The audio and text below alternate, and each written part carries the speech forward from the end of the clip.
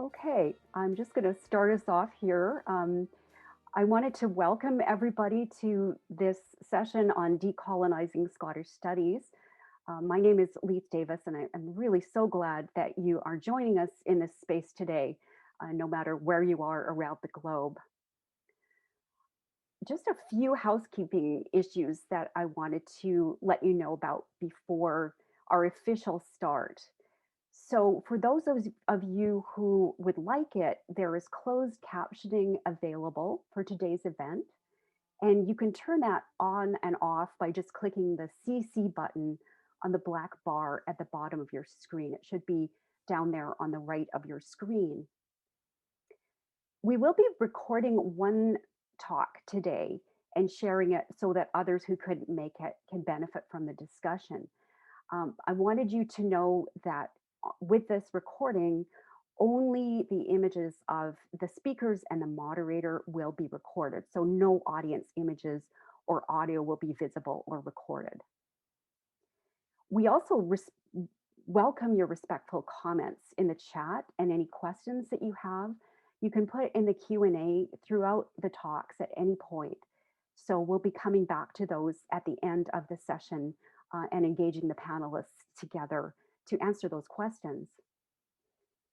As we engage with each other through the chat and the Q&A together, I just want to remind you to follow our code of conduct. And you were sent this when you began when you got the Zoom link. So just to remind you, I'm sure I don't need to remind you, but there's zero tolerance for the promotion of discrimination or harm against others. And also wanted to let you know, finally, if you need any technical assistance throughout this event, please just message through the chat and somebody will be able to assist you and get back to you that way. Okay, so that's our housekeeping issues. Having got those out of the way, then I'd like to officially begin our program today. So welcome, everyone. My name is Leith Davis. I'm a settler scholar working in the Department of English at Simon Fraser University, and I'm also the director of the Center for Scottish Studies here at Simon Fraser. And I'm so happy that we are partnering for this event with SFU Public Square. And thank you to Seth and to Jeff and to Janet and to everybody at the Public Square for helping us out with this. I want to begin by acknowledging the land that we live and work on, those of us who work at Simon Fraser University. And those are lands that are the unceded territories of the Squamish, Coquitlam, Khoikhoi, Kwantlen, Semiahmoo, and Siwasin peoples on whose traditional territories our three campuses are reside. And I'd just like to invite you, if you would like to put your own land acknowledgement into the chat or your own welcome or greeting if you'd like to extend greetings from the location that you are on. And I think we should also recognize today that we're meeting through Zoom, and Zoom is headquarters in San Jose on the traditional lands of the Ohlone peoples. So also recognizing those lands. The topic of devolving Scottish studies is a huge one. It's one that our center began to move towards in 2017, when for the Second World Congress of Scottish Literatures, we partnered for several events with the Indigenous Literary Studies Association's third annual gathering. Now, since that point, the importance of decolonizing has become even more crucial, and particularly in light of the current need to address systemic violence and institutionalized racial and other inequalities, as well as to respond to the climate emergency. It has never been so crucial that we work towards decolonization and towards a more equitable and inclusive way of being in the world. There are many aspects of this that need to be addressed. First, in terms of what we study, we need to focus on the involvement of Scots and Scottish diaspora in practices such as the transatlantic slave trade, global colonialism, encounters with Indigenous peoples. And there's some great work being done in these areas. We also can focus on Scottish thinkers and writers of the Enlightenment who formulated the ideas of stadial history that represented the Gallic peoples and non-Western peoples together as primitive in comparison to a British modernity. These Enlightenment thinkers also determined which forms of knowledge would be recognized and which would be dismissed, as well as reconsidering what we study when we do Scottish studies. However, we need to also focus on how we study it, who studies it, and where the studying happens. We need to think about how universities and institutions like our Centre of Scottish Studies perpetuate inequalities and what we can do to change the institutions and our own ways of working within them, including focusing more on collaborative work, building opportunities for students and early career researchers, as well as reaching out into our communities and sharing different forms of knowledge. So we have a lot of work ahead of us, and our event today is just the first in what will be a series of events which we'll be holding to consider these issues. It's appropriate that today, however, this particular event was inspired by a work that makes us think more about the land that we occupy here at Simon Fraser University. And that was a film produced by Dr. Amy Parent Knox Jowett, amazing film, Critical Understandings of Land and Water, Unsettling Place at Simon Fraser University. Amy shared this on an email list to which I belong, and it was this film that really inspired this event, and which led me to reach out to Amy and to find out about the important work that she's doing. One thing led to the other, and what we have today has turned out to be three very different but interestingly interrelated presentations centering on the theme of decolonizing Scottish studies. So this includes Alyssa Bridgman's talk, and she's focusing today on Simon Fraser as a local instantiation of the legacy of colonial cultural memory.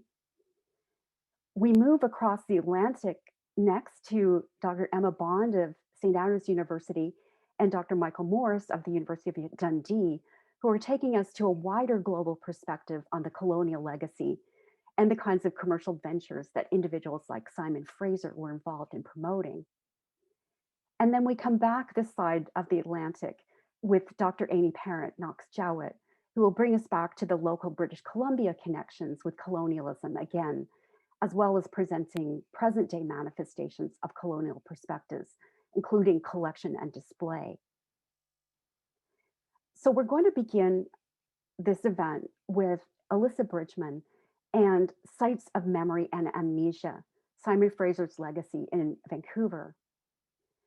Alyssa is an MA student. She's in the last semester, the last few days of her English MA at Simon Fraser University. And her interests are 19th century American, Canadian, and Scottish literatures, as well as contemporary poetry. She currently holds the 2021 David and Mary Macquarie Graduate Fellowship in Scottish Studies. And this project developed from her work for that fellowship. So without further ado, I'd like to turn things over to Alyssa Bridgman. And thank you so much, Alyssa, for that rich talk. And we are moving now across the Atlantic. We are moving to Dr. Emma Bond and Dr. Michael Morris, who will speak about their work with museums across Scotland, exploring new ways of telling transnational stories with existing collections. Dr. Emma Bond is senior lecturer in Italian and comparative literature at the University of St. Andrews, and she works on migration, diaspora, and transnational studies. Her publications include Writing Migration Through the Body in 2018 and the co-edited volume Destination Italy, Representing Migration in Contemporary Media and Narrative. Dr. Bond is also principal investigator of the Transnational Scotland project, which she and Dr. Morris will be talking about. Dr. Morris's research focuses on Scottish relations with slavery and the Black Atlantic, And this includes his monograph, very important monograph, published in 2015, Scotland and the Caribbean Atlantic Archipelagos. Dr. Morris is co-investigator on the Transnational Scotland, and together they are going to be uh, talking to us about Transnational Scotland, Legacies of Empire. So my own interest in tracing transnational histories in Scottish museums began in 2015 when I started working with what's now called the Watt Institution in Greenock. You can see a picture of Greenock there on the slide, on a series of projects that aim to identify new methods of telling the history of sugar refining in the town that would reach wider audiences. So as part of that project, we did things like create video games for use in schools. We ran taste workshops with senior citizens, and we produced sensory packs, so things like scratch and sniff cards, smell walks, and educational materials for schools as well. And Michael and I first connected when we were co-panelists at a festival in Perthshire in the summer of 2018. The topic of that panel was on Scotland and slavery. The slide that you can see now, Michael's doing the slides, so I should probably be giving him more of a steer on when to put them up. If you can stay on that one for a minute, that's the website. I can put these links also in the chat. A lot of those teaching and learning activities are freely available to use and download, so I'll share the link to that. So Michael and I decided to apply for some funding to set up a network that would explore the interconnections between different object collections that tell the story of Scotland's commodity trades over the long 19th century. And we wanted to open up the conversation to museums, to academics and creative practitioners, and to bring a kind of connective transnational perspective to heritage collections. And we wanted to focus as well on those particularly held outside the main cities of Edinburgh and Glasgow. So I'll show, just for people who may not know, these museums, particularly some images of the museum. So this is the first one, the Fisheries Museum here on the East Coast in Anstruther. And then the New Lanark Heritage Site down south of Glasgow, Verdant Works in Dundee, Jute Museum, and the Watt Institution in Greenock that I've already mentioned. So our starting premise for this network was that through the long 19th century and beyond, Scotland operated as a transnational trade hub of huge global significance. The sugar refineries of Greenock, the fisheries of the long East Coast, the cotton mills of New Lanark and Paisley, and the jute mills of Dundee, all attracted raw materials from over the globe. From the West Indies and North America all the way to India and Australia. Scotland then exported her finished products back to the British colonies and across the world more generally, creating an elaborate network of interconnected routes, objects, and people. So the project aimed to uncover and to explore this transnational history of Scotland through a focus on objects of imperial trade, and how each object had worked to facilitate the mobility and the trade potential of other objects, positioning Scotland as a truly transnational operator on the global stage. We were lucky to receive funding from the Royal Society of Edinburgh, and the network ran for a year through 2019 to 2020. And shortly after it launched, we were contacted by the V&A Dundee. I think there's a picture of that on the slide as well. There it is. And they asked us to organise a workshop at the museum, which would critique their interpretation of objects related to Scotland's global trades. And they asked us to suggest more inclusive ways of framing the material. So that workshop took place in August 2020, and Michael's going to speak more in a minute about some of the changes that came about as a result of our work there. We're currently editing a volume that's emerged from the project, which will be called Legacies of Empire, telling Scotland's transnational history. It's going to come out with Edinburgh University Press in 2022. So the book includes ideas for innovative methods of telling transnational histories, such as story walking, photography and social media, and digital objects, and practical case studies as well from the museum and heritage sector. So we've got material there from the National Museums of Scotland, from Paisley, from V&A Dundee, and from Edinburgh University, as well as some fresh transnational perspectives on elements of Scottish history, such as whaling, linen, and tartan. And we're really excited as well that Amy has agreed to write an afterword for the volume on her own project, which we're going to hear about after our talk. So I'll pass over to Michael now.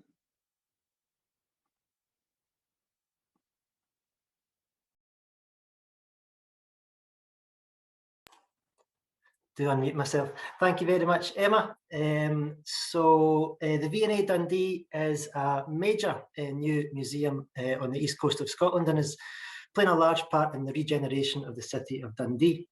It opened in September 2018, but the curators realised that there was a fairly large gap in the presentation of Scottish design history, which was out of step with growing calls for decolonising museums.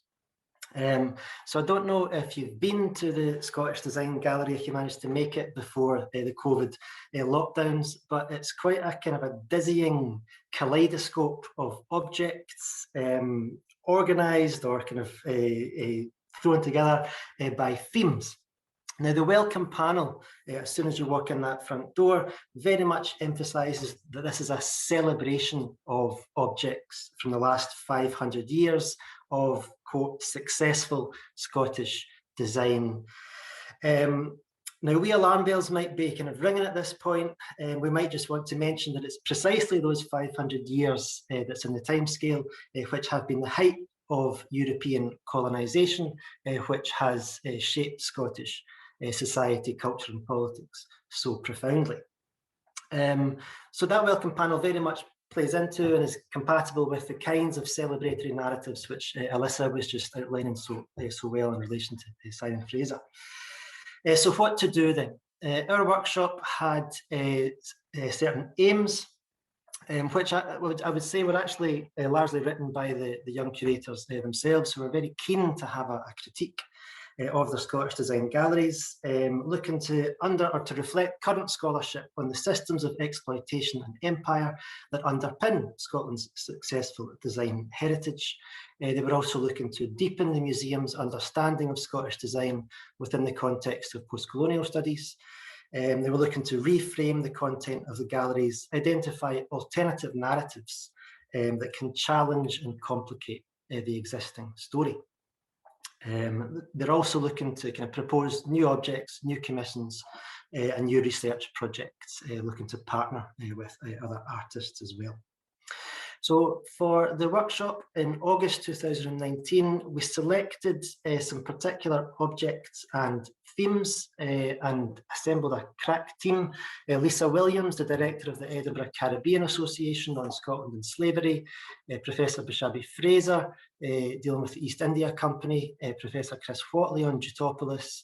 There was a public talk by Hannah Young and Victoria Adukwe-Bully, who have been doing their own research and artistic project on slave ownership in the V&A Museum in London. And they have had a kind of a very mixed reception by the kind of the V&A hierarchies, and this was a sold out in public talk. It's well worth checking out their project, which is available online.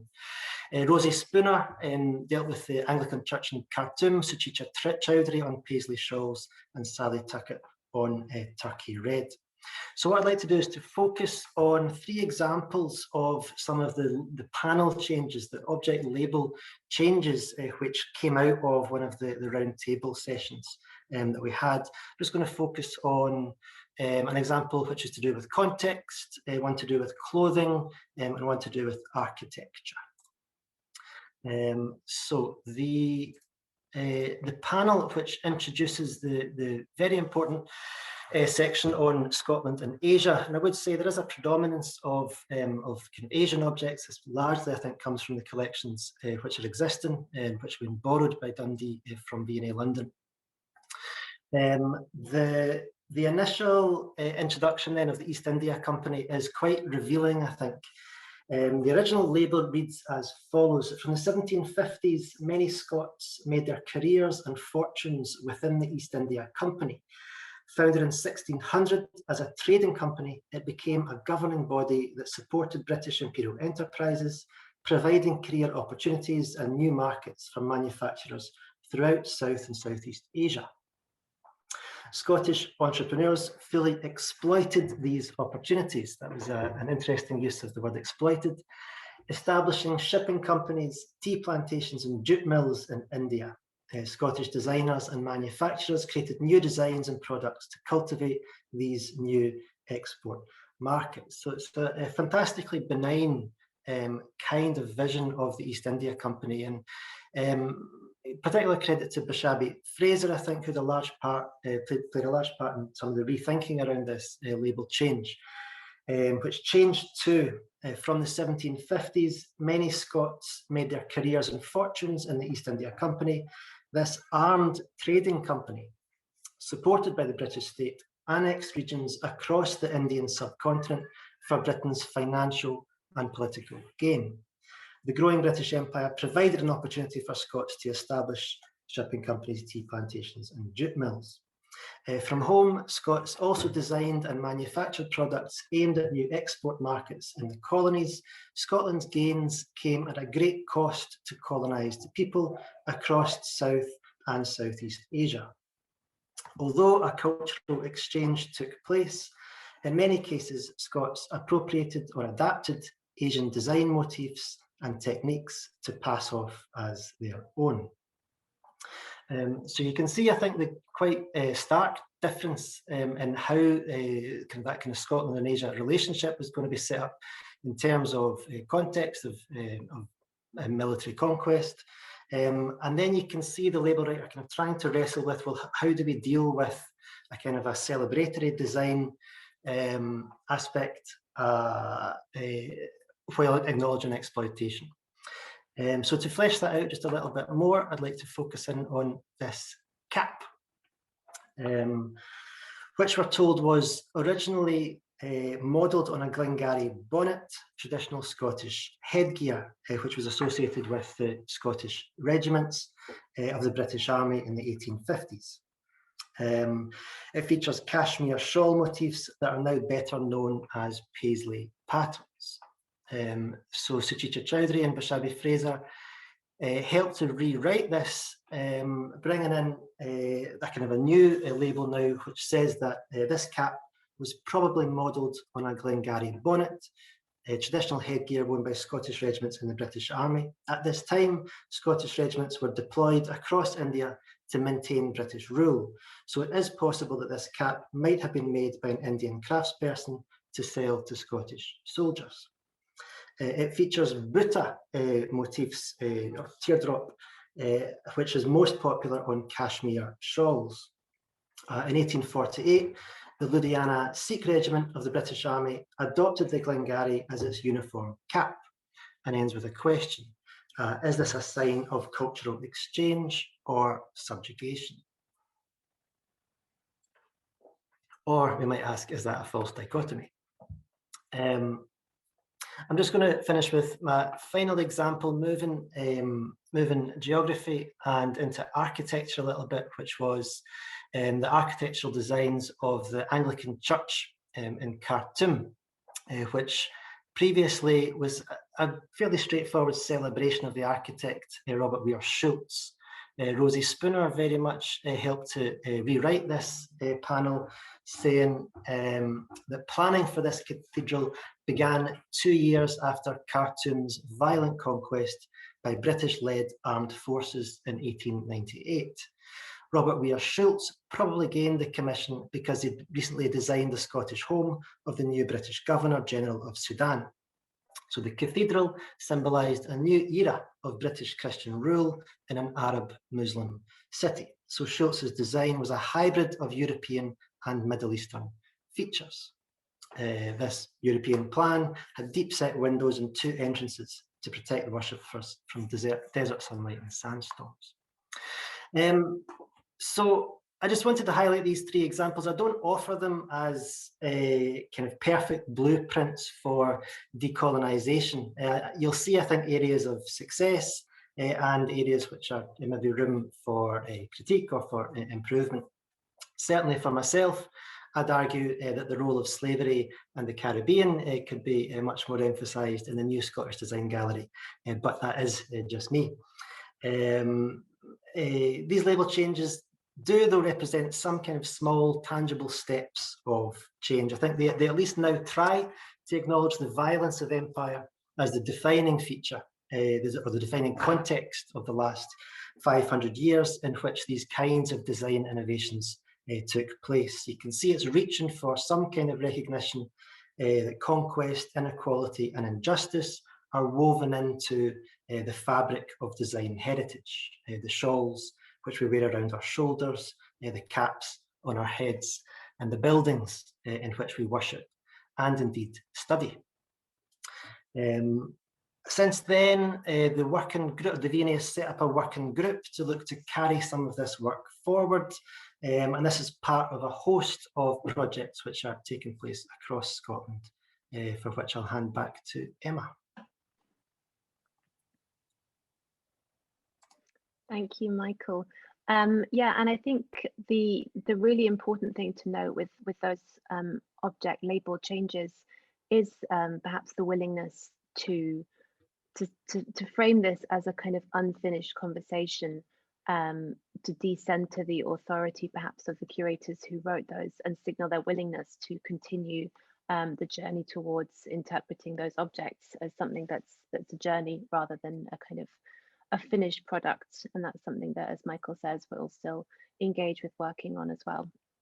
And this talk has really given me and Michael a chance to reflect on what we feel is both the success and perhaps shortcomings of our project, but also to centre it more within a context of ongoing action within Scotland as well.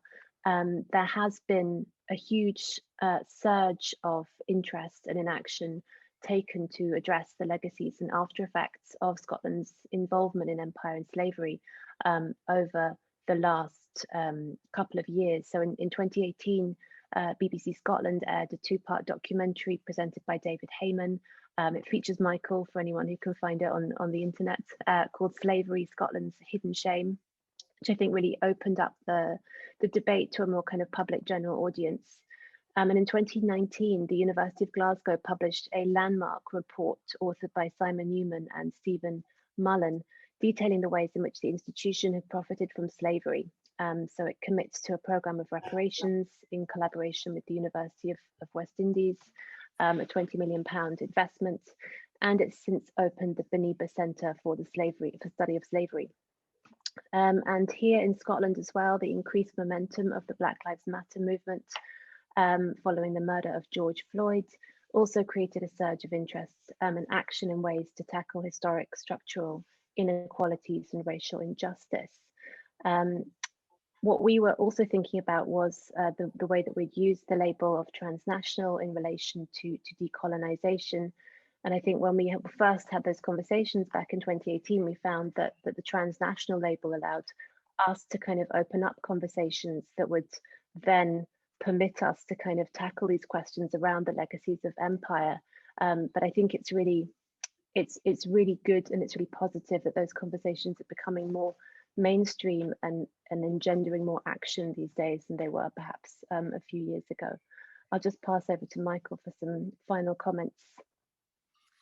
Yeah, I guess that's kind of, just listening to you, there's a kind of a mood of optimism at the moment that things are shifting a bit in Scotland, and where there had been, we've talked a lot about terms like amnesia or disavowal, and now it just feels like there's kind of baby steps towards change. This, of course, comes from a whole long trajectory in Britain, of course, all through the 70s and 80s and the Black Arts movement, all the way up through 2007, and in Scotland, all kinds of academics and cultural practitioners who have been pushing for these kinds of changes. It took an awful long time for institutions and for political bodies to start to pay attention, but it feels like that's now happening now at an institutional level. So I'm kind of cautiously optimistic. We have, of course, the University of Aberdeen making the news recently and looking to send back its sculptures of the Benin bronzes, which is a major first step. We have all kinds of artistic artists who are doing more public projects, such as the Black Lives Matter mural trail all across Edinburgh and Scotland. I think I'll just finish on a kind of a cautious note that this has all received backlash as well. There's nothing, the images which have been put up across the Black Lives Matter mural have also been tampered with and vandalised. Sikai Machachi, who put up posters in Dundee for Black History Month, had her posters ripped down and torn down last October. So what we're trying to do here is always contested, right? And there's nothing easy about this kind of work. And I think that's because the stakes are very high. It goes right to the heart, decolonisation goes right to the heart of how Scotland understands itself. And so we can expect a challenge. This is a challenge, but I think it's a challenge which is very much worth taking. Thank you. Well, thank you very much. I'd like to thank all of the panelists for a very rich discussion that I hope will continue on beyond the time bounds of our time together. And so please join me in thanking Alyssa, Emma, Michael, and Amy Knox-Jowett for fabulous presentations. And I'd also like to thank Public Square and particularly Jeff Smith, Seth Aris, and Rebecca Salustros of the Department of English as well for all their help with the technical issues for our event today. So many thanks to all of you. We appreciate you joining us.